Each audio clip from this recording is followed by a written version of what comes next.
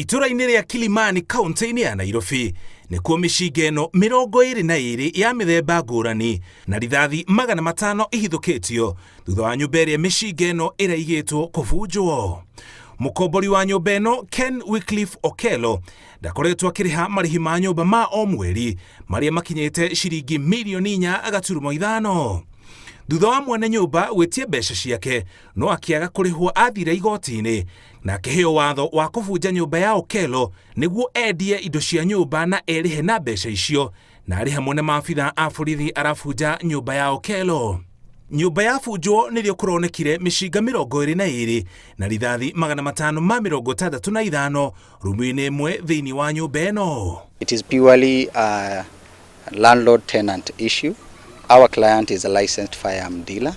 He has all the requisite licenses to conduct his businesses, and the issue is now under investigation.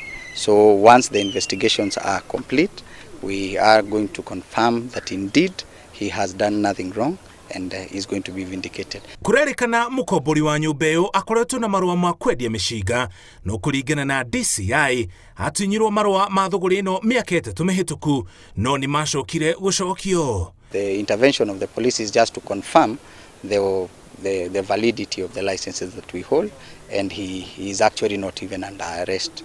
He has actually brought himself to the station for confirmation, and that is the process that we are going to undertake now. Maabitha a kũhũrana na ciĩko cia ũtoi nĩo marathiĩ na mbere na ũthuthuria ũyũ nĩguo kũmenyeke kana nama arĩ na marũa ma kwendia mĩcinga. We are also trying to verify from our end what was the status upon which they were able to break and enter that premises. So those are things we need to verify. Whether there is a court order, that is information that we do not know. We have not been served as his advocates with any court order to break into that premises.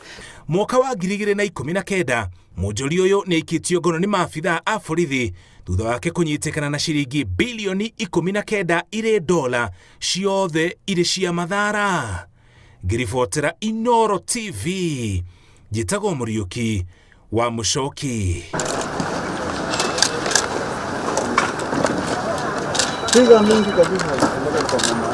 Hello.